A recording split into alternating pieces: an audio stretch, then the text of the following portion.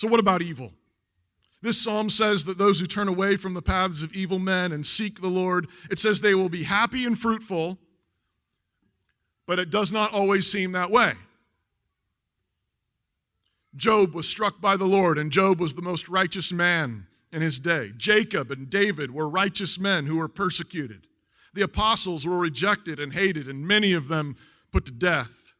And many Christians have suffered from the effects of the fall: disease, pain, loneliness, many hardships, and many of which we have in our own congregation.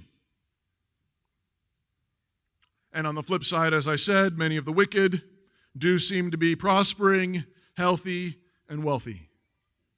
What do we make of this? Well, some Christians just ignore the problem of evil, simply insist that you need to have more faith. Some Christians say if you have more faith, then you'll be more prosperous. We call this the lie of the prosperity gospel. You need more faith and then you'll be more blessed. No, that's a lie. And the fundamental problem with this is that Jesus had perfect faith and they killed him. Oops. But that doesn't work. Right? You couldn't have had more perfect faith in Jesus, and they rejected him. They crucified him in the most excruciating way, and they killed him. That's not it. Now, of course, others shy away from the plain meaning of this psalm. The godly will tend to prosper in this world. That's the plain meaning of this psalm. And so some people just spiritualize the whole thing. Well, it's just not talking about anything in this world. We can only expect spiritual good things and then heaven in the end. But we need to hold the entire Bible together and embrace the whole message. So we insist with this psalm that the history of the world will vindicate the righteous. The history of the world will vindicate the righteous. In general, those who seek God will prosper more than those who don't. God's ways cut with the grain of the world that he made. Wisdom will be justified by her children. At the same time, we need to say one more thing, and that is that God is not merely interested in our physical prosperity.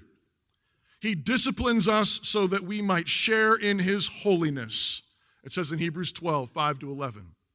In many places, Scripture teaches that God is determined to do this through hard things. Listen to James chapter 1. Count it all joy, my brothers, when you meet trials of various kinds, for you know that the testing of your faith produces steadfastness, and let steadfastness have its full effect, that you may be perfect and complete, lacking in nothing. James 1, 2-4. God is determined to work in his people so that they will be perfect, complete, and lacking nothing. That really is happiness, right? That is happiness. That's the fullness of happiness, lacking nothing. The Bible also calls this holiness. Holiness is a deeper happiness and more fruitful than mere material circumstances.